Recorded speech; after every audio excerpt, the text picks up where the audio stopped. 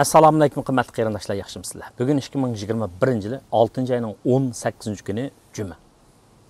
Bahar oylarining oxirgi kunlari, ya'ni 4 kundan keyin rasmiy shaklda biz yoz faslini kutib olamiz. Bugun men tuvandagi mazmunlarni diqqatingizga sunaman.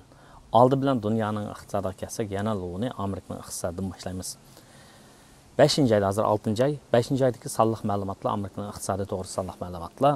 Amerikada mal bahasının 5% öskenligini, yani ötken yıl 5-oyga qaragan vaqtda hozir 5% öskenligini ko'rsatmoqda. Mana buningga qarata Markaziy banka Amerikada pul pahalılığı yuz beryotidi, shunlashqa o'simni o'stirishimiz mumkin deydigan shartlarni chiqarib qo'yganligi uchun bu butunlay pul muomala bozoriga nihoyat cho'ng ta'sir ko'rsatdi. Bo'pmi? Vaksinanınki Amerika nüfusunun 20'den köprek vuruluşu ve Amerika'da nurg'unlagan tovarlarga bo'lgan ihtiyojning ko'payishi, yani Amerika iqtisodiningki asosda qaytib kelishi bilan, yani iqtisodshunoslar Amerikaning iqtisodining bu yillik o'sishini 7% bo'ldi deydi. Bu alayda bir cho'ng o'sish. Yani dunyo iqtisodining 25%ni, yani bir yillik milliy daromadning 25%iga teng kelgan Amerika iqtisodiningki dünyanın her qaysi yerlerdeki, her qaysi devletlerinin zavodlarının mahsulotlarga bo'lgan ehtiyojning işi tovarlar bahasının kötürülüşünü keltirib chiqadi degan gap. Demak, yo'llar, dengiz qatnash yo'llari, havo qatnash yo'llari umumyuzlik eshilib ketmagan bu shunday ahvol ostida xom ashyo tovarlarni to'shishning tanarqimi eshib ketganlikdan bu hamma narsaga ta'sir ko'rsatadi. Amerikaning o'zini ilib esaqmi, hatto yemak-ichmakning bahosidami, energiyaning bahosidami o'sish ko'rildi. Bu Amerikada yuz berayotgan yoki ko'rilishga boshlagan pul pahallig'ininki pul pahalligining eshishiga nisbatan muayyan ta'sirlarni ko'rsatdi. Mundaqcha aytgan vaqtda uni ig'irlashtiryapti. Iqtisodda bir nazariya bor, ya'ni Filipning nazariyasi deb qo'yamiz, balki Filipning agressivligi deb qo'yamiz. Ya'ni pul pahalligi bilan ishga o'rilishning o'rtasidagi munosabat bundaq tuvanga qarab bunu bizning tilimizda nima deymizki, ya'ni ishsizlikninki eshishi bilan munosabatni x y deb tushunsak, bir tarafda ya'ni tik chiziqda pul pahallığı va x chiziqda, ya'ni tuz chiziqda ishsizlik nisbati bor. Ishsizlik bilan pul pahallig'ining o'rtasida ta'tir tanasiblik munosabat bor. Ya'ni agar biz pul pahallig'ini muayyan darajada oshirsak, ishsizlik nisbati to'vallaydi. Agar biz pul pahallig'ini qisimiz desak, ishsizlik nisbati eshib ketadigan shunday ta'tir tanasiblik munosabat bor. Bu nazariya 60-yillarda amaliyotda iqtisodiy faoliyatlarda ifodasini topgandan 70-yillarda to'g'ri undaq bo'lmagan. Ya'ni nima bo'lgan desa, pul pahallig'imi yuqori, ham ishsizlik nisbati yuqori bo'lgan shunday bir ahvol ko'rilgan. Ammo umuman aytgan vaqtda umum yüzün içinde bitken vaqtda pul pahallığı bilan ishsizlik nisbatining o'rtasida bir ta'tir tanasiblik munosabat bor. Mana endi shu pandemiyning, ya'ni shu vaboning tugayishiga, kasallarning azayishiga, o'lim ehtimoliyatlarining azayishiga qarab, iqtisodning asosida asliga kelishiga qarab, Amerikada ishsizlik nisbati tuvallayotdi. Texi vabo tarqalishidan burungi saviyaga yetgani yo'q. Ammo mal bahasi eshib ketyapti. Shunday sharoit ostida nima ish qildi desa, Merkezi bankalar ösümni östürüşten ibaret bir usulni qo'llandi. Yani bunu biz taraytma pul siyosati deymiz. Bu xil ahvol ostida obrutki pulninki miqdori tuvallab, obrutki pulning miqdori tuvallaydi. Yani xalqning qo'lida, shirkatlarning qo'lida naqd pul bo'lmagandan keyin nima ish qiladi desa, bu ba'zi tovarlarga bo'lgan, mulozimatlarga bo'lgan talabni tuvalladi. Bu xil ahvol ostida bu bahanın davamlıq işini kontrol qildi, ammo ishsizlik nisbatini oshirdi. Nimishqa? Talab to'van bo'lgandan keyin shirkatlar odamlarni bo'shatishga boshlaydi. Demak, bu bir xil makroliq masala. Ya'ni ishsizlik masalasi pul pahallig'ini kontrol qilgan ahvol ostida ishsizlik nisbatini tuvallatish bu davlatlar yetmoqchi bo'lgan bir xil makroliq iqtisodiy maqsadlar. Amdiki ahvol mana mushundan ibaret. Yani pul pahallig'ining shapsi ko'tarilib edi. O'sim nisbatini o'stiramiz degan gap chiqyapti. Amerikaning Markaziy bankasi har oyda 120 milliard dollarlik zaymni setib olgan. Buning maqsadi nima desa, pulni iqtisodga qo'yish. zaim setib pulni iqtisodga qo'yish, iqtisodning ishini qo'lga keltirishdi. Endi desa, bu yillik iqtisodning ishi 7% deb faraz qilinadi, ya'ni 12-oyning oxirigacha. Agar bu shunday bo'ladigan bo'lsa, bular 2024-yil, ya'ni Markaziy bank 2024-yilgacha o'simni 2 qatim o'stirmaymiz degan gaplarni chiqargan. Endi uni 1 yil oldiga surdi. Ya'ni 2023-yil o'simni o'stiramiz deb. Shunday bo'lgan vaqtda nima bo'ladi deganda, bu iqtisodning ishiga nisbatan bir sovuq suv sapganlik bo'ladi. Shunga bir necha kundan buyon pul muomala bozorida, paychak bozorida tushish ko'rilyapti. Bu shundaqli yana bu ishlar umumyuzli kapital bozorlarining hammasiga shifrli pullarga ta'sirini ko'rsatyapti. Shifrli pullarning bahsi bak tushib ketdi, tushyapti. Mana shunday vaqtda o'tgan qitimda deganimdek, shifrli pullarningki bir qish zimiston fasli kelyapti. Bunun cho'ng bir sababi nima deganda, davlatlar Bitcoinga o'xshash bunday pullarni qizishda nurg'un energiya ketadi ekan. Bu muhitni bulg'aydi degan deydigan manda bir qarash bo'lganligi uchun. Ya'ni bularning ish faoliyatlarini kontrol qilish yoki qiliblashtirish yo'liga tushganligi uchun. Ham Xitoyga o'xshash davlatlar dunyodagi butun Bitcoin qazilgan odamlarningki 65%. Bitcoinlarning 61%i Xitoyda qezildi ekan. Bularga nisbatan Xitoy hukumati cheklama yurgizyapti hozir. Masalan, ichki Mo'ng'ol, Shanxay, Sichuan, Yunnan va bizning vatanimizdami shu Bitcoin qazimiz deganlarni cheklab o'tdi. Shunga Amerika Xitoydagi Bitcoin qazdiganlar hozir tokla azan yaga Iran, Turkmaniston, Tojikiston, anadan keyin Kanada va hatto Amerikaningki Tennessee, Texas degandagi yerlarga ko'chishni o'ylayotgan gap. Toklar azan ham iqtisodiy sistemasi, siyosiy sistemasi nisbatan muqim bo'lgan yerlarga ko'chishni o'ylashayotgan gap. Ammo hozirning o'zida oxil cheklama bo'lganlikdan ham uning ustiga Xitoyda hozir shifrli pulga mablag' solishni cheklash faoliyatlari bo'lganlikdan buni ko'ryapsizlar. Xaridaring bo'lmasa, zibalig'ing na'atva deb har qancha chiroyli ismlar va har qancha qo'llanishi keng bo'lish mumkin bo'lgan shifrli pullar bo'lsa, Akita deymiz, Cardano deymiz, Ether deymiz, bular bo'lsa, ammo xaridor tuvallab ketganlikdan bularning bahosida umumyuzlik bir tushish ko'rilyapti. Bu bir mazgil davomlashadigan hozirgi ahvolda. Ammo men bu ko'pchilikni yanalam, burung'ideklam shu tavsiyani qilaman. $200 Akita olib qo'ysanglar bo'ladi, $200 Shiba Inu olib qo'ysanglar bo'ladi deb. Buni elishning usullari to'g'risida ba'zilar so'ragan. Men shu baho sahifasiga buni yozib qo'ydim, qanday elish usulini. Bu haqda mushiylik to'xtalay. Endi siyosiy masalaga kelsak, chunki bu sahifa ham siyosiy iqtisodiy masalalarni deymiz emasmi? Mushu bir 10 kundan ichida bo'lib o'tgan ishlar mundaq.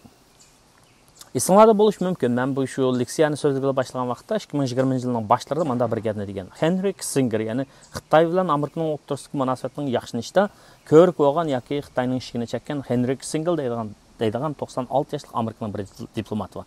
Bu kishi Wall Street Journalga bundan 1,5 yil ilgari vaqt bir maqola yozib, COVID-19 dan iborat bu vabo dunyoning tartibini, ya'ni dunyoning tartibini bir tegishtirdi yoki yangilaydi, o'zgartirdi degan bir qarashni o'tirib qo'ygan. Hozirgi yuzinishdan qargan vaqtda shundaq tektirdi. Qanday shundaq tektirdi deganda, Ikkinchi dunyo urushidan keyin, urushdan keyin bu urushda g'alaba qilgan ittifoqdosh davlatlar Amerikaning boshchiligida nurg'un xalqaro tashkilotni qo'ygan. Masalan, Birlashgan Davlatlar Tashkiloti, Dunyo bankisi deganga o'xshash tashkilotlarni qo'ygan. Buningdan maqsad nima deganda, dunyoning umumyuzlik bir taraqqiyotini kapolatga ega qilish, ya'ni xalqaro qonun, tuzum, nizomlar bilan bir kapolatga ega qilish, butun insoniyatning o'rtaq gullanishi, tinchlik va taraqqiyot ichida yashashini kapolatga ega qilish uchun. Ammo u g'oya amallashdimi deganda, u g'oya to'q amalga ketmadi. Ya'ni dunyoning har bir yerlarda nurg'un masalalar bor. Ya'ni boy-kambag'allik masalasi bor, irqiy qirg'inchilik masalasi bor, zulm masalasi bor. So'g'uq munosabatlar urushida mutlaq sotsialist davlatlarning ko'pinchisi vayron bo'ldi. Kommunist tuzumninki asosli gavdasi bo'lgan Sovet ittifoqi g'ulab tushdi. Endi cho'disi, lekin Xitoydan iborat Amerika bilan 70-yil munosabatni yaxshi qilgan bu davlat kommunistik hokimiyat iqtisodiy munosabatlarda iqtisodiy tuzum jihatdan aytgan vaqtda siyosiy jihatdan sotsialistik tuzum, ammo iqtisodiy jihatdan kapitalist tuzum, davlat kapitalizmini yo'lga qo'yib, dunyo savdo tashkilotiga kirib, xalqaro bozorlarga yaqinlashib, ichib, o'zining kuchini zo'raytib oldi. Amerika 20 yil terrorga qarshi urush bilan mashg'ul bo'lgan yoki diqqati tortilib ketgan bu paytda Xitoy o'zini kuchaytib oldi. Kuchaytib olgandan keyin kuchaytirilibla hozir dunyoda har xil masalalarni paydo qilmoqda. Masalan, biz Uyg'urlarga qarata irqiy qirg'inchilik yurgizdi. O'zininki iqtisodiga nisbatan aytgan vaqtda kollektiv egalik, ya'ni davlat egiligidagi iqtisodni kuchaytirishga, xususiy shirkatlarning, xususiy korxonalarning qisishga qarab yuzlandi. Undan sirt Hong Kong masalasi va Janubiy Xitoy dengiz masalasi va Hindiston tarafda territoriyalik zamin masalasi va degandek, ya'ni Janubiy Xitoy dengiz masalasi shundaq masalalar bor. Mana bu masalalar aslida mavjud 2-dunyo urushidan keyin yaratilgan dunyoning bu tartibiga nisbatan bir xiris bo'ldi. Shunlashqa musha hafta, musha bir haftaning o'tgan haftaning ichida Amerikaning prezidenti Joe Biden Yevropaga bordi. Yevropaga berib 7G deb qo'ydi, Group of 7. 7 davlatdan tarkib topgan, sanoatlashgan davlatlarning rahbarlari, Fransiya, Germaniya, Italiya, Yaponiya, Kanada, Amerika va Angliyadan iborat 7 davlatning rahbarlari bilan bular qarorlik oldi ko'rishib turib, dunyoda duch kelayotgan muhim masalalarni, iqtisodiy masalalarni deyishadigan gap. Ammo ular u yerda asosli Xitoyning masalasini deyishdi. Ya'ni deyishib birlashma bayonotnoma e'lon qildi. Xitoy Uyg'urlarga qaratgan kishilik huquq tafsandlikini to'xtat, Hong Kongdagi erkinlikka kapolatlik qil, babaning kelib chiqishining sababini tekshirishga yo'l qo'y deganda Xitoyni ayblaydigan shunday bayonotnomani e'lon qildi. Undan keyin ertasi Belgiyaga berib, Shimoliy okean ahdi tashkilotininki vakillari bilan ko'rishdi. Ya'ni Shimoliy okean ahdi tashkiloti NATO deb qo'ydi. NATOda 30 ta davlat var. Bu davlatlarninki bu 1949-yilda qurilgan bu tashkilotning asosli maqsadi ayni chaqdagi Sovet hokimiyati bosh bo'lgan kommunistik davlatlarning hujumiga birdek taqobil turishni maqsad qilgan. Ya'ni Shimoliy Amerika davlatlari va Yevropadagi davlatlarni kommunistlarning hujumidan qo'g'dashni maqsad qilgan. Ammo sovuq munosabatlar urushda Sovet parcha bo'ldi. Kommunistlar ajizlagan. Biroq hozircha desa, hozir bular shuni to'nib ketdiki, Xitoy texcha kommunistik iddiyadan voz kechmagan. Shunga bular uni birlashma bayonot e'lon qilib, Xitoy hozirgi mavjud dunyoning tartibiga nisbatan sistemalik bir xiris qilyotidi, xiris bo'ladi, ya'ni bexatarlik tahdid olib kelyotidi dedi. Ya'ni Xitoyni bir o'rtaq dushman qilib, sifatli gapning to'g'risini aytgan vaqtda ashundoq. Bu yerda sistemalik xiris degan nima desa, ya'ni bu davlat o'zininki davlat diktatorasiga tayinib, o'zining zo'r kuchiga tayinib, moliya kuchiga, nupusiga tayinib turib, G'arbninki demokratik, ya'ni erkin demokratiyalik tuzimiga nisbatan xiris qilyotidi. Sistemlik deganda planliq, maqsadlik, udumlik holda harakat qilyotidi, ya'ni dunyo xo'ja bo'lamiz da'vatidi degan masaladan iborat. Bu 7 davlatninki adamlari kim o desa, amabay sanab o'tdim, 7 davlat qaysi degani men deb o'tdim. Bularninki nurg'un cheksiz iqtisodiy kuchi bor. Ya'ni bu dunyodagi umumiy saf boylikning 60% mush 7 davlatda, dunyoning milliy daromadining 50%ni mush 7 davlat ishlab chiqaradi. Ammo bularning nupusi, butun 7 davlatning nupusini qo'shganda 10% aholi bor bo'ladi. Bu ilgari Yelsinning vaqtida Rossiyani qo'shgan o'ziga. Shu chaqda 8 davlatdan tarkib topgan guruh deyilgan, ammo 2014-yilda Putin Qrimiyani besib olgandan keyin Ukrainadagi uni qo'g'lab chiqarib etdi. Bu ishlar to'g'risida bir xabar topib qolsanglar. Anandan keyin mening yana bir ko'pchilikka deydigan bir yerim bir bandaq bir hodisalar yuz beryapti hozir Xitoyda. İngilizce bunu involution deydi ekan, ya'ni Xitoycha nejuan deydi ekan. Bizning tilimizda tugilib bilish.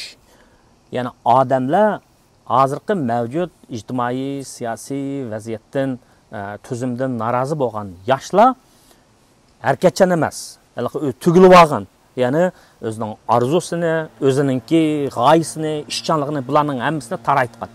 Bu xil ahvolni Neijian involution deydi inglizcha. Bu xil ahvol ko'rildi. Ya'ni uning masalda yana bir xil ahvol ko'rilayotgan gap. Bu ahvol nima deganda, bu ahvol Xitoycha tangping, ya'ni lying flat.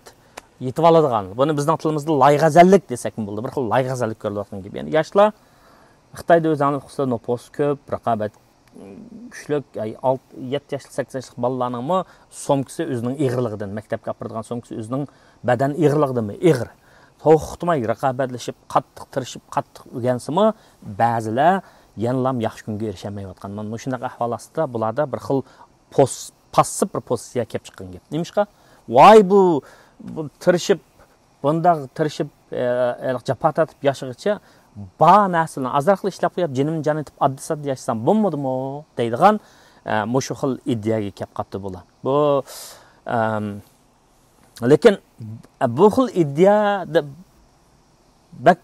bu hamda yoshlarningki bir xil jamiyatdagi tengsizlik, nohaqchilikqa bir xil chidamagan bir yoshlarningki, ya'ni ortiq ishlamayman, uy setib olmayman, muhabbat bog'lamayman, to'y qilmayman, farzandlik bo'lmayman deydigan jamiyatga nisbatan bir xil passiv pozitsiyani ifodalashi hokimiyatdagilarni, doiralarni biroz andishiga solgan gap.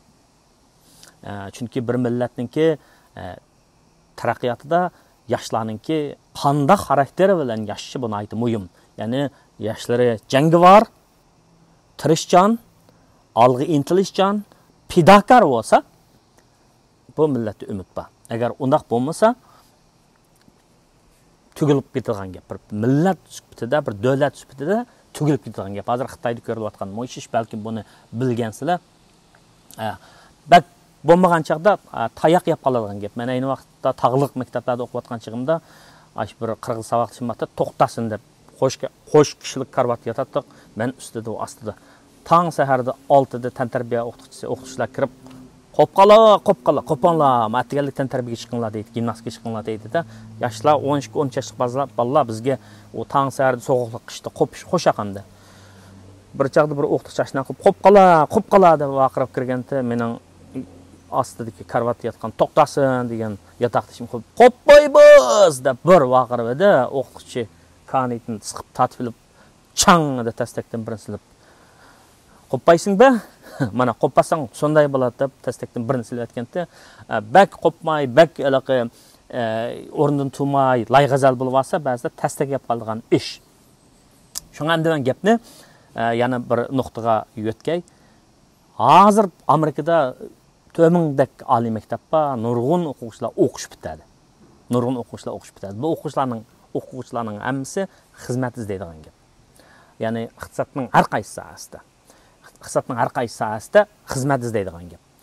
Xizmat izlashning o'zimi bir san'at. Rezyumeni yezish bir san'at. Qanday aloqa qilishmi bir san'at. Men mush kanalimda Amerikada xizmat tepish hikoyam degan bir hikoyani o'qib qo'ygan. Shu mening kanalimni anglagan yoshlar shuni anglab qo'ysanlar. Undan sirt mening nayti xo'shallik bilan bayg'inim bizningki yoshlarimizning g'arbda erkin dunyoda o'qib, yaxshi o'qib, o'zininki qobiliyati, talanti bilan xizmat topgan qarindoshlarimiz bor ekan. Yana shu shirkatlarda, idora jamiyatlarda odam oladigan o'rinlarda buni recruiter deb qo'ydi. Xizmat oladigan qarindoshlarimiz bor ekan. Men bulardan nayt so'yindim, bu ularning muvaffaqiyati. Ya'ni bir xizmatga 100 odam iltimos qildi. 100 odam iltimos qilgan vaqtda buni qarab, buning uchun 10 ni tanlaydi-da. 10 ni tanlab, mana biz intervyu, suhbatga chaqirsak bo'ldi deganda, suhbatga chaqirib, shuning ichidan birini ya ishkini oldi degan gap. Ya'ni mushundaq 100 odamning ichidan 10 ni, 100 iltimos qilgan odamning ichidan 10 ni tanlaydigan, mushundaq ishlarni qildigan bizningki yosh o'g'il qizlarimiz bor ekan, men bulardan aytib faxrlandim. Qarindoshlarimiz mana bu shundaq sing'illarimizdan, qarindoshlarimizdan yoshlarimiz aloqalashib, shular bilan xizmat fursatlari bormi? Proaktiv, aktiv bo'lish kerak. Hargiz tugilib qolmaslik kerak, involution qilib yoki hargiz lag'aylab yetib olmaslik kerak. Men Amerikada anda yetib olsak, Amerikada emas, hamma yerda yetib olsak, Elaqa qirg'iz ma'lum elaqa to'xtasini o'g'anda turmush uruytib qoldi. Mana deb uruytib qoldi ish chiqdi.